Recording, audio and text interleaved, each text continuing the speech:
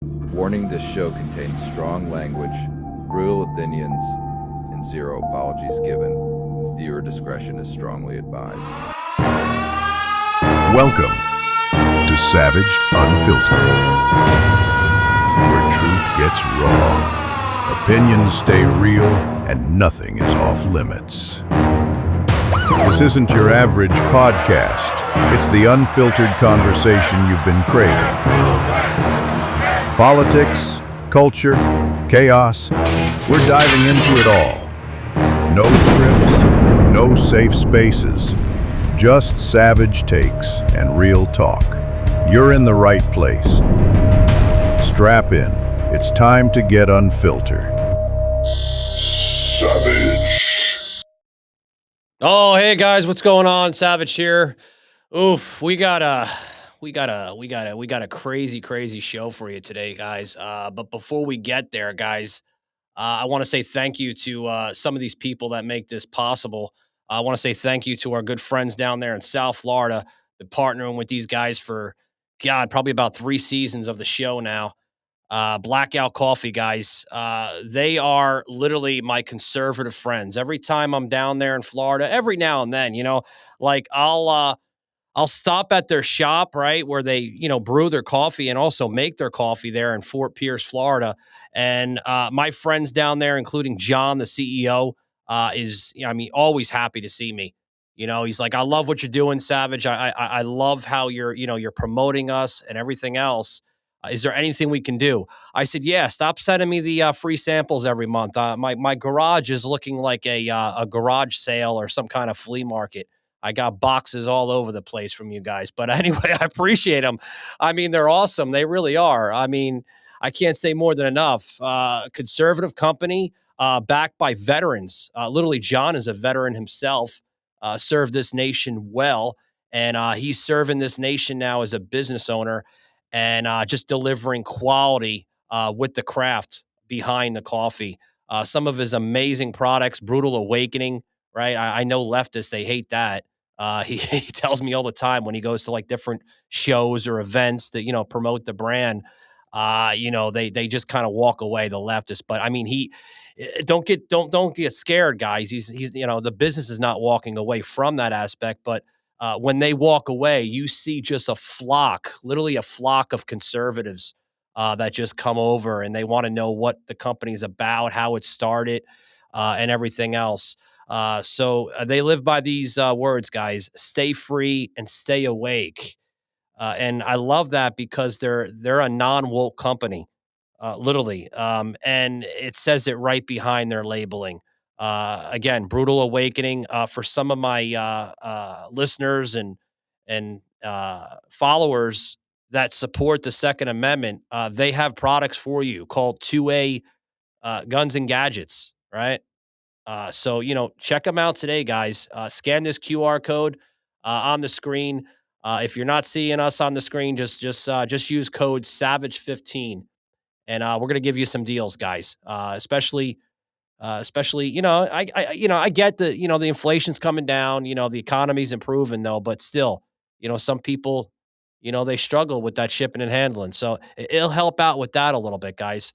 Check them out today and tell them Savage sent you. Can't say more than enough. Thanks, John, and all the guys down there, Ashley and Monica. Appreciate what the hell you guys are doing down there. I can't say more than enough. Anyway, guys, we're going to be talking about today on the show a lot. I want to go into education. I want to go into, left versus right type of rhetoric because, hey, as a conservative, guys, I'm not just going to pick one side of the fence. I will take it on, all different levels. There are some rhetoric on the right. You have your rhinos out there that kind of stir in the pot with a small level of conservatives. I'll give them that. The tone of language, we got to improve, guys. We can't always fire back. We can't always let them have the bigger hand, but I get the passion behind it. So we're going to talk about that. We're going to get into a lot of discussions. I want to get into some stuff coming out of the Trump administration. And then also, guys, we are being broadcast on several platforms, including Rumble, X, YouTube, Facebook. What else, Tibbs? TikTok. So we're pretty much all over the radar map. So I see you guys there on YouTube. Thank you very much for joining in. Get those comments in. we will plug them as well as TikTok. If you guys want to be part of the show, I do have some moderators on TikTok that's going to help me out with the request. So, did you hear that, moderators? I need your help. So, anyway, guys, let's get this show started. Yeah, yeah. Oh, we got somebody coming up on TikTok. Well, what's your question? You there? How's it going? So what's your insight on some of what we're going to be discussing here? Well, as far as education goes, it is a multifaceted issue. It's not one party versus the other. It seems that way, but it's such a complex issue that, in my opinion, there just needs to be a whole culture shift on what it means to have a well-rounded education system, and no one really wants to talk about what that actually means because it will also be holding parents accountable. It's going to hold politicians accountable. It will hold teachers accountable. And at the end of the day, from what I've observed in my 6 years of teaching, everyone wants to hold other people accountable except themselves. Yeah.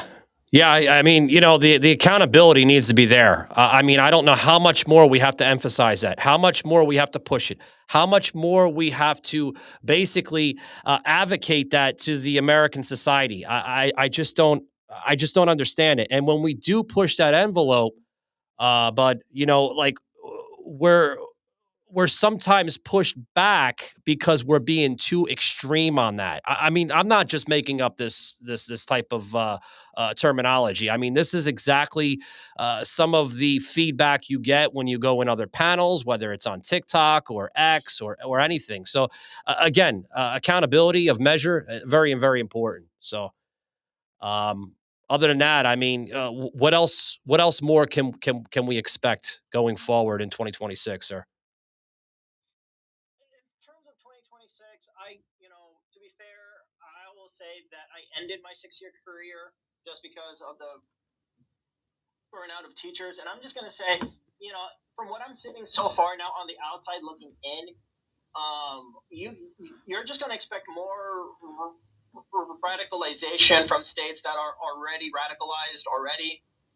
You're going to see a lot more division, especially in schools. You're going to see a lot of public schools defunded because not because they are, being defunded because of the voting, but because parents are now taking their children out of public school for whatever reason, be it high number of students with a low teacher ratio, bullying issues.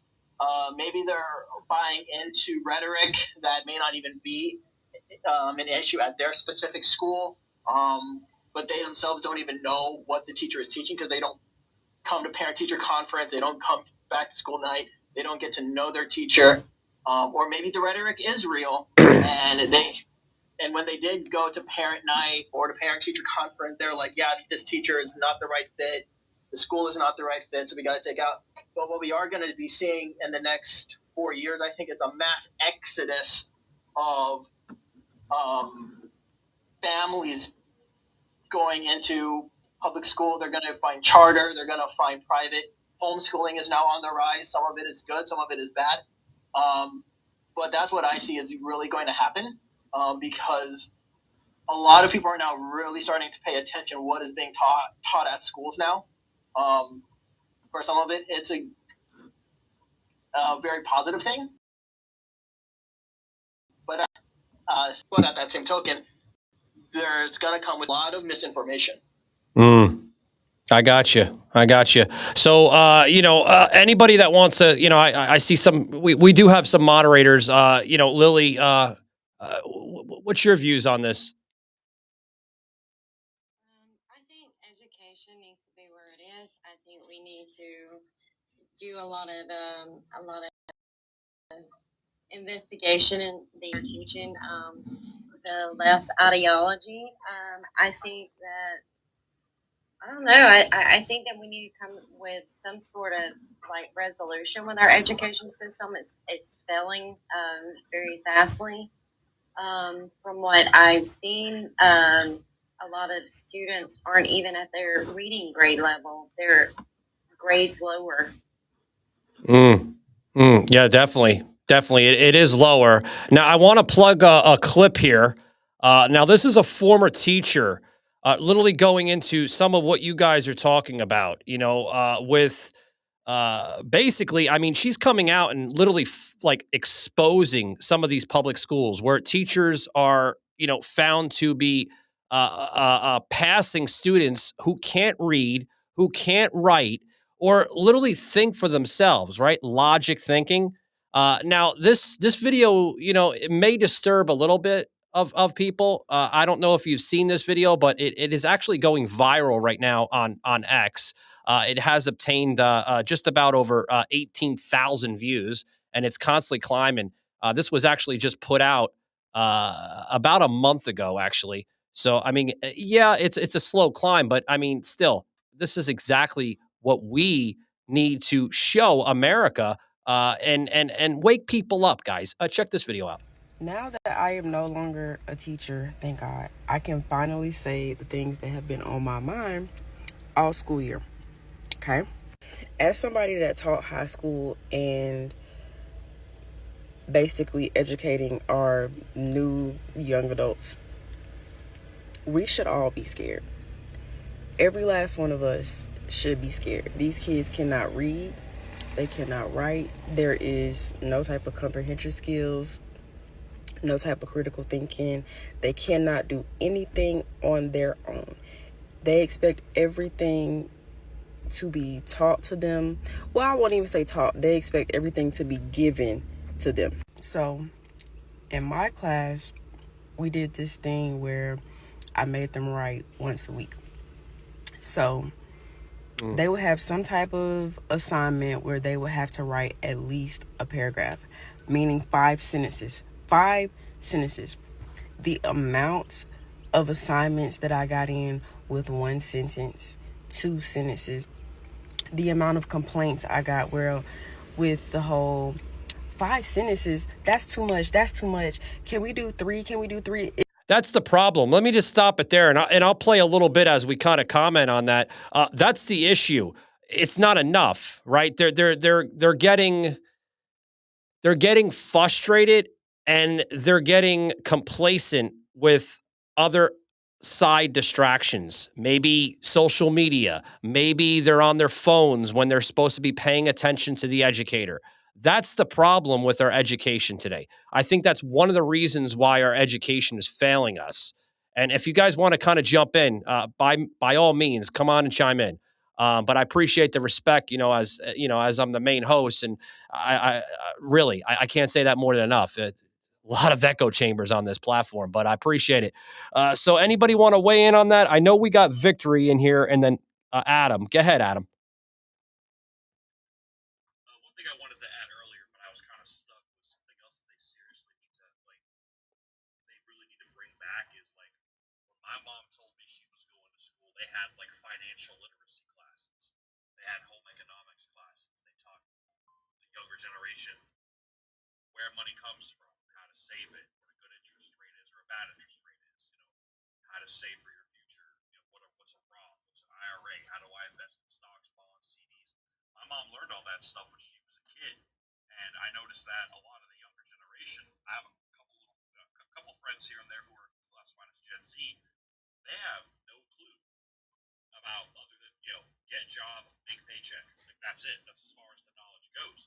And I feel like that's another huge issue we're having is the education system sorely unprepares generations for how to use the systems we have in place to help them financially, so they aren't just 9-to-5 wage slaves.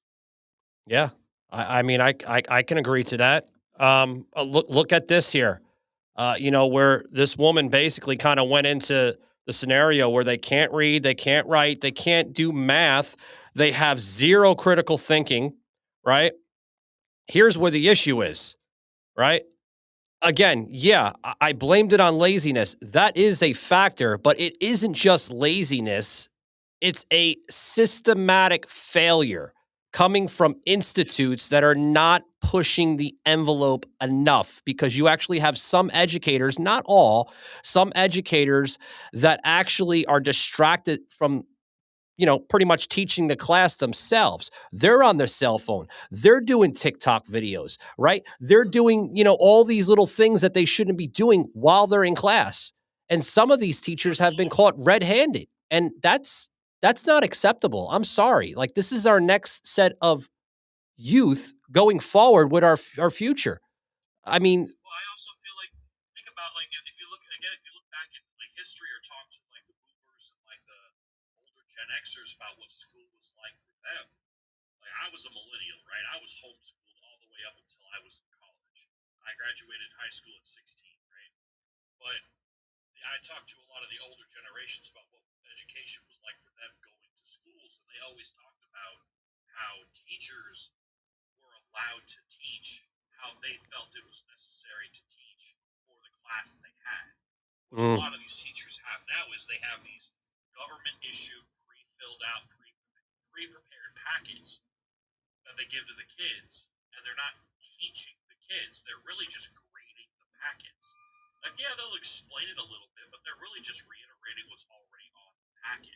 There's no creative freedom or creative liberty anymore in the education system for the teachers to teach how they need to based off their class or based off that maybe that one student needs it done this way. And if they try to help, because I have a couple friends who are teachers, and one of my friend in Texas, her biggest complaint about the education system down there is when she finally I'll wait to introduce myself. yeah, 1 second, 1 second. I just want to let Adam kind of land his point here, and then we'll bring you in. Go ahead, Adam. I'm sorry. well, when she finally found a method that properly worked for this small group of kids, and she was dedicating a little bit more time to them because they were special needs. The school, the dean, or I'm not sure it's called the principal, the dean, whatever, the head of education for that school directly told her, don't do that, do it this way. And she said, yeah, but that way doesn't work. This way, they're look at their test scores, look at how much better they're doing. And this guy was like, I don't care, do it the way I'm telling you to. We have to abide by these guidelines. It's the law. And she's like, that's ridiculous. So I, as a teacher, have no authority, power, or control in my classroom to actually teach these kids. I am just like here to grade papers. Wow. I mean, you make good points. You make good points. I want to go to Stallion the Italian, which again, I like the name because I'm Italian myself. So a little Rocky Balboa, right? Hey, yo, Adrian. So let's go to Stallion. What's your views on this? Welcome to the show, by the way.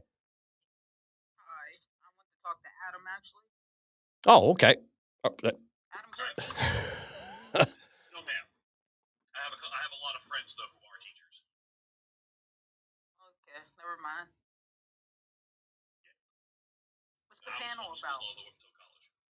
Well, What's the panel about? we're talking about the lack of education in America. We're just not seeing it. We're seeing grade levels literally going down the drain, more or less. We're raising a generation simply that can't function without AI. Right? I mean, literally. I mean, you speak to someone that was born probably after 2000, and I'm not being mean. I'm being honest here. I mean, they can't simulate a sentence without going to a source to try to up boost it a little bit. I mean, this is a systematic failure in our nation. Okay. I mean, like, these kids don't write in cursive anymore. These kids probably don't even know how to, mail a letter. I mean, I think that's just something that should be taught in schools: how to mail a letter, how to do your taxes, yada yada yada. Yeah, balance anybody- books, stuff like that. Yeah. Yeah, life skills. I mean, they go out there. I mean, going out there telling people what 2 + 2 is not going to.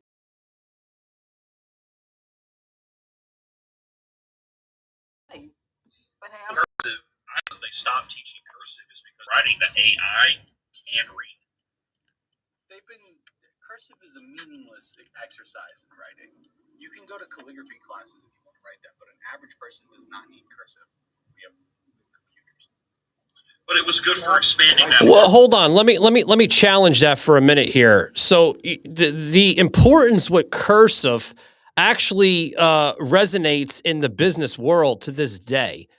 If you can't simply write, well, hold on. Let me finish. If you can't simply write your name as a signature in cursive, how are you going to, I know we have gone to the digital age of emails and text messages and everything else, but we still use letters to this day in certain business aspects of the society today in America. I mean, we still have to learn how to write our signature and everything else on letters, business heads, all that. So it's still very much important. Can I also throw one thing in there too? Yeah, well, yeah, we'll go to you. We'll go to you, user, and then I want to kind of like open up the panel a little bit. But yeah, go ahead. I'd like to say I went to school before the Department of Education. Okay. One of the things is that the Constitution and the Bill of Rights are written in cursive. So if you don't teach generations how to read or write cursive, they will not be able to read the Constitution or the Declaration of Independence. Okay, that's one. The second one is when I was in school before the Department of Education, we were taught the basics: reading, writing, arithmetic, social studies, geography, all of that. I see now is that they have moved away from those subjects and they're spending time on, I don't know what they're spending time on because they can't, we're producing eighth graders that can't read at a third grade level. Yeah. Yeah, I agree with you. I hold on, guys. I want to go. Yeah, guys, 1 second. I want to go back to the mod because I have my mod here on TikTok that she kind of want to weighs in her views and her opinion. So we're gonna go to Lily. Go ahead, Lily. Okay, so in January the 12th, it seems that children were able to walk out in middle school and protest against ICE in Minnesota. And I kind of think that, that is not an educational, response for a teacher to allow this. I think, I, like I said before, I think, these schools need to be investigated. I think these teachers need to be investigated. And I think we need to change how our school system is working right now. Oh, yeah, absolutely. Absolutely. Now I want to play this video here. There's a video that was catching some attention towards this light here. 1 second, pal. 1 second. I want to play this video here. Okay. I'm going to keep you up here. Okay. But I need you to kind of like when I'm talking, you just respectfully, you got to mute. So I want to play this video here that's kind of catching some attention. Okay. This gentleman was featured on Joe Rogan, and he gets into the very, very issue of what we're seeing wrong in America. Check this out, guys. I think that education is a massive failure in America. I mean, it's gone down the toilet. And it's gotten so politically correct that every year the standards get lower and lower. Anyways, out of this, I realized that, the thing that I came to believe was that modern education has got so many things wrong with it. The stratification of modern education. Like, this is to me artificial. If you look at traditional societies, when a kid, particularly I can speak from the boy's point of view, when a boy got to adolescent, at that point you were thought of as a young man. You were integrated now into adult society, and you were expected to start behaving as an adult, right? Well, we don't really do that anymore. It's like what we see so much coming now, I think, out of even the college age kids is this like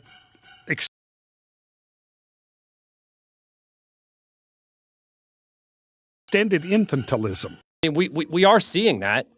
We're seeing not only the American education system increasingly failing, right, with declining standards, and pretty much trying to throw in this artificial intelligence of a process that they believe that is going to not only advance our next generation, but keep them within the prolonged state of dependency, which I don't buy that bullshit whatsoever. I'm sorry. That's just legacy media rhetoric. That's just trying to be proposed in our system. I don't buy that whatso damn ever. I mean, I'm going to go forward with that, but I'll open up the panel with some thoughts. Anybody want to weigh in? Like a word, if I may. Go ahead, Jeremy. Yeah, welcome in, by the way. Cool. Thanks for having me, Savage. I appreciate it, brother.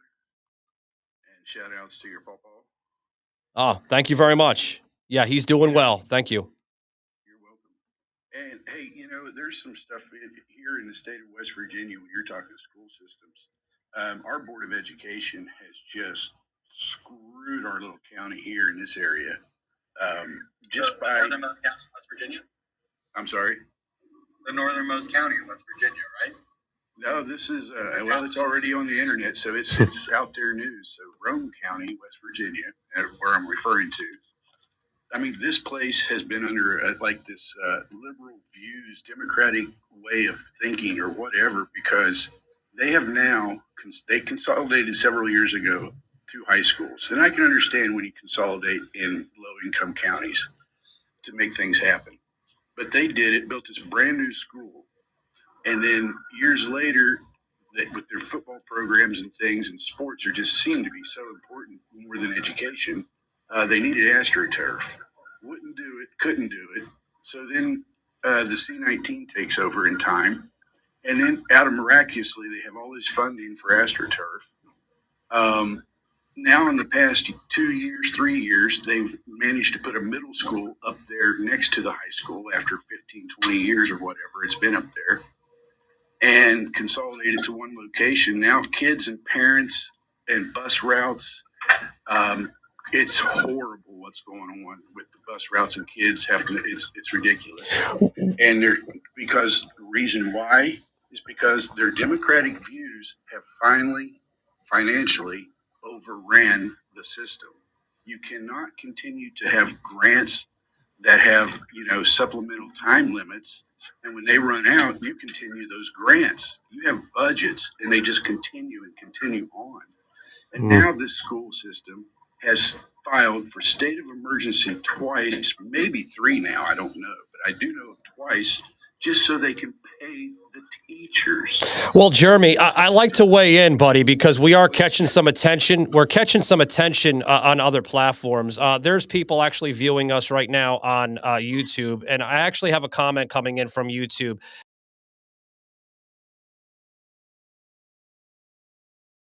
I'll basically read this off.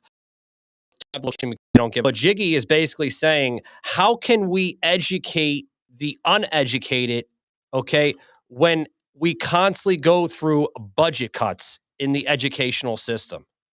That's a good question. Thank you very much, Jiggy, that that kind of brought that in. That's a damn good question. Like how I'll give him or her that thought. Like, how can we institute it with the budget cuts? The Department of Education spread that money to the needed districts. That's what you would do.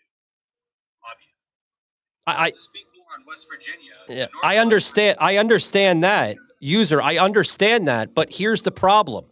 President Trump had instituted that agenda to the state level. I hope we're on the same. Yeah, I hope we're on the same level here. Like, here's the problem. It's not a federal issue. It's a state issue. Yeah. Ohio and West Virginia both have massive issues. So Ohio is trying to expand its private schooling with public school funds. They recently cut education by $1 billion to pay for the Browns' new stadium in Cleveland, as well as they're keeping a law on the books which means that public school bus drivers must prioritize private school students before the route can pick up public school students. And that's not fair, because if you have a publicly funded thing, it needs to be for the public, not a private school. As well as this county in West Virginia is, just like the gentleman said, it's not able to pay its teachers this month. I don't know if you know this, West Virginia is not a Democratic state. And in fact, it's one of the most rural counties in West Virginia. Just like I'm in a rural county in Ohio that is very red, voted for Trump 80%. And yet we still have issues with schooling because there's not enough funding, because the state is siphoning that money to private education. Well, that goes into my argument here. Listen, I got to get a quick. Yeah, I got to get a quick break real quick, but I want to basically put this in. That goes to my argument basically with a piece that I actually put on my flagship podcast with the accountability of wasteful spending, right? Like there's a project out in California, Gavin Newsom pouring $18 billion. Yeah, 18. Let me make my point. Sir, let me make my point. Let me make my point, okay? I know where you're at. It is wasteful spending because if the money went to purposes that is actually beneficial, I'm not saying that train station is not beneficial, but sometimes you have to look at your cards and understand that, hey, sometimes education comes first before, your little toys, more or less. I mean, does that make sense or no? It does, but the little toys is the state house of Ohio siphoning $1 billion for the Browns stadium that no one in the public will benefit from. I understand that. You're basically proving my point, what I just made with a small example with the train station. Republicans are siphoning money away from public schools to pay for things that profit for them, such as charter schools, such as private school vouchers. I don't think it's coming out of the. I don't think it's coming out of the right, my friend. I really don't think it's coming out of the right. Ohio is ran by Republicans for the last 30 years. What Democrat in Columbiana County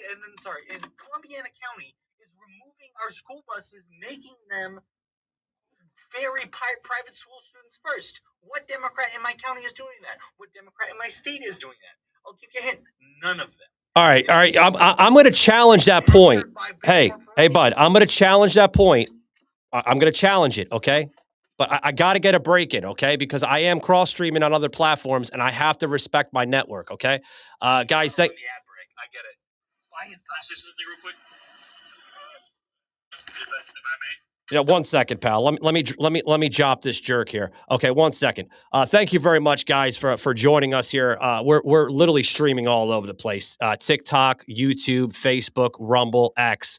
Guys, this April, we're going to be up in Pittsburgh, PA. That's right, guys. I hope you guys join me. I'm actually taking the show live at Tarleton, Pennsylvania, which makes up Podudi Theater, Harrison's Theater, over there on Corbett Street. My good friend Jeff over there always welcome me back with future shows. Excuse me.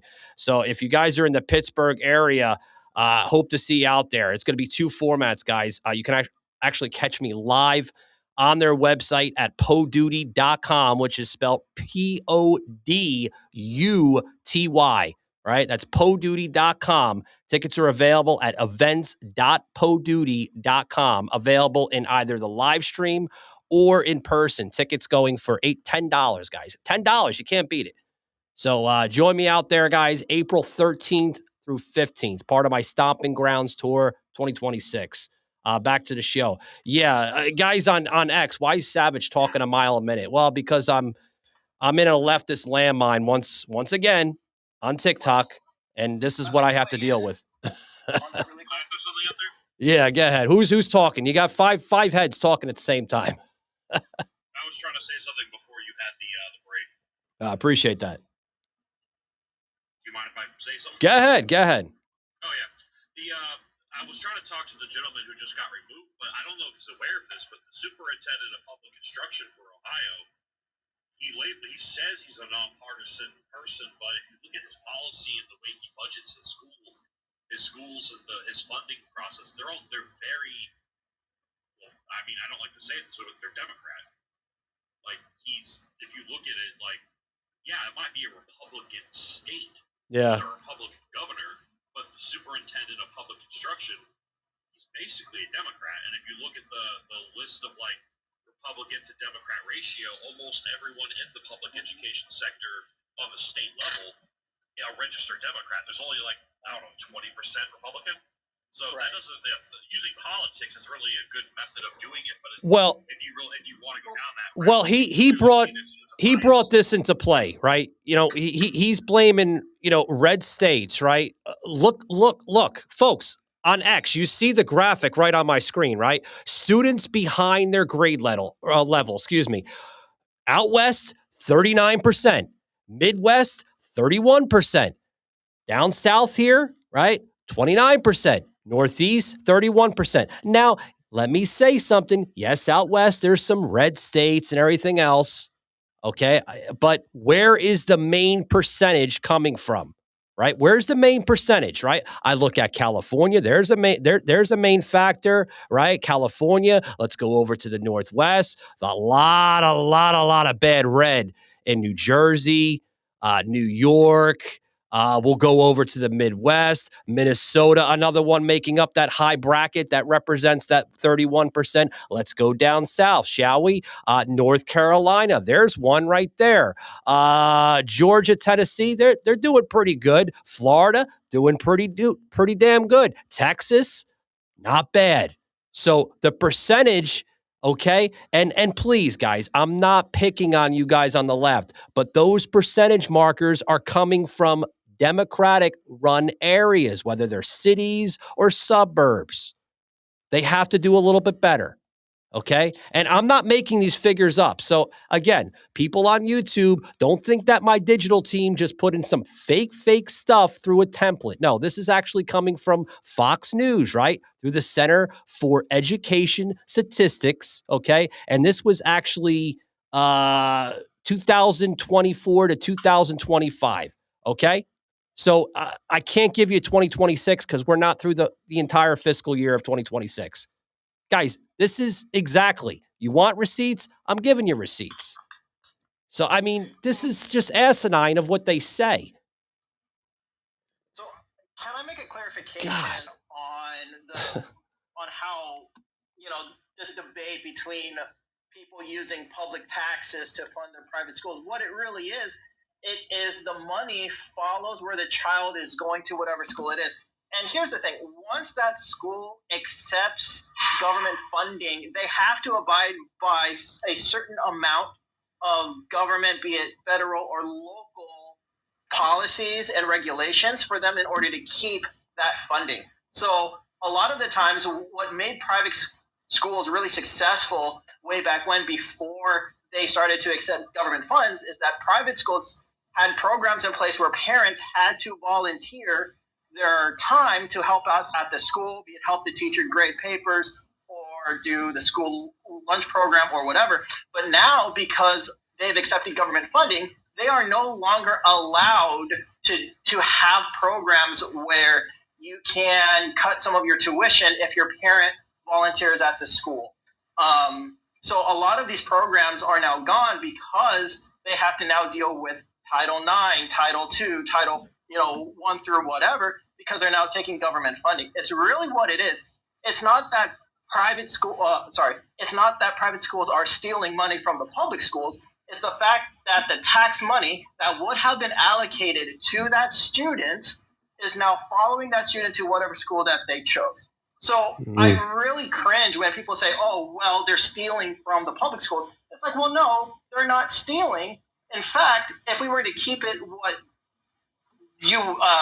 what people are trying to have it be, you're actually stealing from the community, because if I am sending my child to private school and I can't use my tax dollars for it, and if I can't use any system in place for it, I'm actually paying twice. I am paying the public taxes for the public school that I'm not using at all, and then I'm also paying an additional amount to send my child to charter, private, or whatever school of their choosing. And it's the same with homeschools too.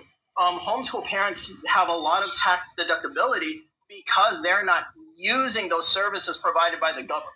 Yeah. Well, listen to this video here. This is actually coming from, where the hell is this from, Tibbs? This is from Teacher Freedom Alliance here. And this is what they're putting out right here.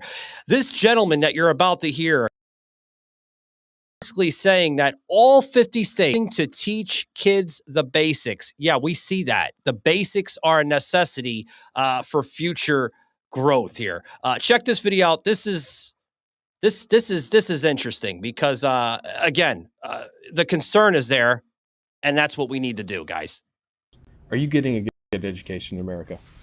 No, you're not. Yeah, I think the education system and the data would back this up is as bad now as it's ever been. And you look at that, and there are several reasons for that. But you have an education system that's more aligned with keeping the status quo the status quo. It doesn't treat children as individuals. It is too systematized. And it's got away from the common sense values that we saw in place in schoolhouses across the country. You think about in your head that one-room schoolhouse concept of the community, the families, the engagement, a teacher in front of the kids, a focus on the basics, a focus on when you talk about math, memorization and masterization of math, and you move forward. And what you've seen are a lot of left-wing forces and ideas that have come into the education system and say, well, we're gonna kind of reshape all of this, and kids are gonna learn in this new way. And you go, well, hold on a second. I mean, we know how to teach kids how to read. We know how to teach kids the basics. Oh, do you? Let me stop right there. I don't think we have certain educators out there in America literally even understanding where to go with that. And thank you very much, Alicia. Joining me on TikTok. I appreciate the hell out of your support. So thank you. Come on up if you like to kind of weigh in your views and opinions. But that's the problem. There's not enough envelope. There's not enough push. And you're seeing that. And again, I can be on this topic for the next 5 to 6 hours. But guess what? It's either going to sink or it's just going to be like a cloud in the brain. It's not going to comprehend it. Again, I mean, we can spend hours upon hours of trying to show material to people of literally what's out there. Okay. And that's what I'm about. I'm about showing things. I'm not just about going on a panel, whether it's TikTok or X or anything like that, without showing what is out there. So, I mean, that's the problem. That's the problem. Look at more of what he's saying here. Yeah, one second. I'll get you your message there in a minute. Look what else he's saying here. The best performing state. And so it's not good. And what that means is it means a much weaker country economically because you don't have kids living up to their God-given potential, so they're not able to enter the workforce and achieve what they can. And then, frankly, it causes a breakdown of the family unit because you don't have kids that are growing up having cohesive families. You don't have kids that are finding that joy that comes with aligning to those interests. And so you got a much weaker country, and that's what's really scary when you look at the trajectory. Yeah, it's called work ethic. It's not there. Somebody had a question here on the TikTok panel. Who was that? It was I. I just wanted to basically give a supporting point to what you were saying, right? In my opinion, a lot of public institutions are more about laundering money, and the basis is you look at a lot of their pay scales and different things like that on the higher end, right? So the administrative staff and stuff like that, not the base like the teachers and all that stuff, right? But here's the other part is that more often than not, government will overpay for things, and the philosophy, and everybody knows this, is that the government's spending philosophy is I better spend it so I can justify or validate my budget and then go over so that way I can get more funding next year. And that's their excuse when, $400,000 for a superintendent, like really? Or even $200,000 or other public, agencies, salaries that are over $150,000 does not make any sense to me. Yeah. I'm not saying that if they paid all the workers that much money, it would come out to be much more, but I really don't think, those people that are in those managerial positions should be receiving that much money. 150, I can stomach that. That's still in the 1 percentile or 10 percentile in the entire country. Oh, sure. Sure. So, but, here's the question, right? Before we go to other people in the panel. All right. So do you believe it is, again, I have to throw this in because you know how it's going to sit. Okay. Is it more federal government control of education, right? Or how do you see that? Because I have a clip I want to plug, which is going to make sense to what I'm trying to insinuate. So I would say the issue is the federal Department of Education, right? And it's not really it's the states that don't agree with it are basically having to do certain things, right? But thankfully, we got an administration that was trying to change things and go back to where the states had more control. Because at the moment we get to see the states basically providing the education, we're going to actually get to see the results, and then pretty much the proof will be in the pudding. Yeah, I hear you. And guys, I promise I'll get you in a minute. I have a lot of hands. YouTube X is blowing up today on this topic. So give me a minute, guys. Check out this video here with Carolyn Levitt. This was actually last year, March 20th of 2025, where she put this out on her Twitter X account here, where she kind of went into the government control aspect of it. And here's where it gets interesting, okay? Because it's a concern. President Trump is not failing America's children. He is saving America's children with this action that he will take later today, directing Linda McMahon, our great Secretary of Education, to dismantle this federal bureaucracy that has taken more than $3 trillion from the American taxpayer since its inception in 1979. And what have we had as a result of that investment in our children's education? Declining test scores in reading, writing, and math. Proficiency levels at record lows for 8th graders, for 4th graders, at every level in every state across this country. That's why the president is returning education back to the people, to those closest to our students in our classrooms, and that is teachers and educators and parents who know what is best for their children. And we are excited about this event that will be here later in the afternoon at the White House. We will have parents and educators and students and also governors from across the country who are excited to embrace this new responsibility of educating our nation's children. I will add one more point. The Department of Education has never educated a child. All it has ever done is stolen money from the taxpayers for more regulation that has hurt our children's education. And it's about time the president... She's on fire, folks. I mean, Caroline Leavitt. Oof. She's a big contender there. She shuts them all down. So I want to go to my mods here on TikTok. Lily, you have a question? No, I don't necessarily have a question, but I feel like that state funding should, like state-funded schools, is coming from like your income taxes, your property taxes. It comes from grants. It comes from a lot of other stuff. My children grew up in a charter state-funded school, and I'm telling you, the education from a federal, school is quite different. And if you actually look into it, the test scores are lower in a federal funded school than it is a state funded school. Interesting you brought that up. Now this is, she brought some numbers in there with the Department of Education, literally spending over $3 trillion since the late 70s without improving student achievement. Literally, I mean, that's, correct me if I'm wrong, almost just about a 50-year high in that. Where is there's no improvement, literally no improvement within that $3 trillion since the late 70s. No improvement whatsoever. We're seeing U.S. students with record low reading comprehension scores. 70% of 8th graders were below proficient in reading, right? 40% of 4th graders do not even meet basic reading levels, right? This is bad for our country. Literally bad. We are like literally the highest country with these declining numbers, more or less. I mean, here's something. The national report card that's been released, like I said, it's not good. I'm sorry. Kids are getting dumber. They're not getting smarter. So where do we change all this? I'm going to go to Jeremy. Jeremy's got his hand up. Go ahead, Jeremy. Yes, sir. I got so much, but so little time because I don't want to take it away.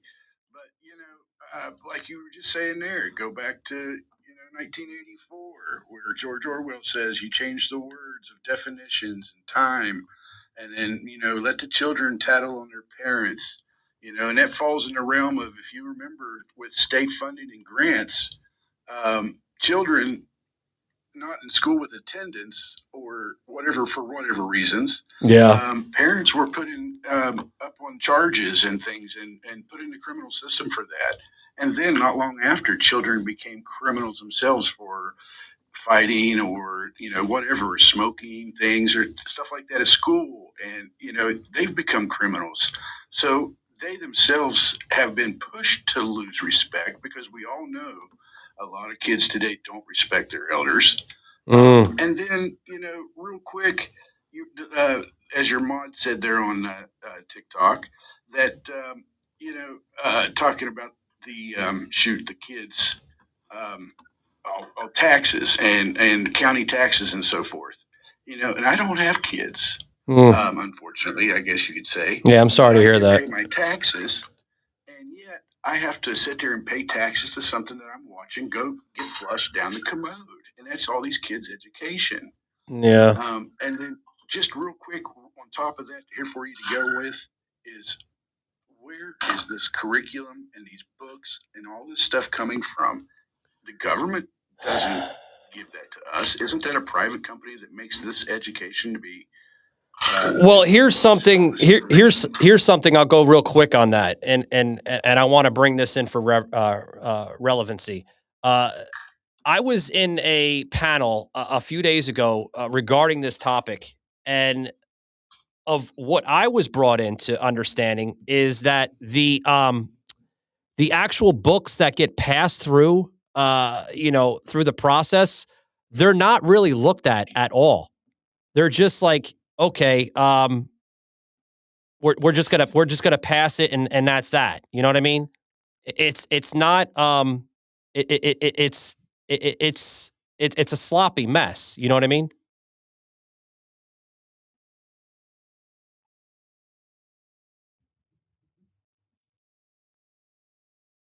So, I mean, this is exactly what the problem is here. We have this bill here, okay, where Thomas Massey just introduced this here for us folks, which he basically put this into play with the HR 899. Bear with me, guys. I just lost contact to TikTok here. So give me a minute here as we kind of pull this up. I'm not sure what the hell happened here. But wow, geez. But so as you guys are viewing me on other platforms, I want to go into what I was saying here with the HI 1099 here. Bear with me 1 second, guys, because this is really where it's going to make sense. Okay. The one sentence bill, right, to terminate the federal Department of Education and return power to teachers and parents. This is it. The entire bill. The HR 899 bill, right, that was passed through the House of Representatives. Literally. I mean, you're seeing this right on your screen, are you not? Literally. I mean, it says it right there in plain English. Literally plain English. So where do we start? It's just, oh my God. This will actually, again, like Trump said, this will terminate the Department of Education and return the power back to teachers and parents. Okay? That's what he said he wants to do. Okay? And this is the entire bill. Literally the entire bill. So I don't know where the confusion is. I really don't. Tibbs, what happened to TikTok? We lost TikTok, folks. I do apologize. I'm not sure what happened. Hopefully we can get that panel back because I'm handling the stuff on TikTok and he's handling my production. I mean, Jesus, good grief, man. So, boy, oh boy. It's one of those days, guys. One of those days. So bear with me. But this is the exact bill that we're referring to. Literally the exact bill of what we're referring to. So again, I want to close it out with this, guys. How do we improve our education? How? How do we get back the integrity in this country? I mean, we could do a lot of different things, a lot, but we'll always be second guessing each other. Guys, thanks very much for dropping by. I do apologize towards the end. We did lose some content here on our TikTok. I did want to listen to what he was saying towards the end, but it kind of cut out there. A restriction, of course, another restriction on TikTok. So again, guys, I do apologize. Like I was kind of multitasking as I was bringing in the HR 899, excuse me, from Congress. That was going back last year as that was being introduced. So again, guys, I always say at the end, appreciate you coming in. Always appreciate the support. Thank you to my guest panelists on TikTok, my mods Lily and a few others that was handling out. I can't do it without you guys. And guys, if you like this show, if you like the content, please hit us with a follow, hit us with a like. It always helps the show. You can check us out anywhere, guys. Podcast is heard: Spotify, iHeartRadio, Apple Music, just about all over the place, guys. I'm Savage. Until next time, guys, take it easy. See you later.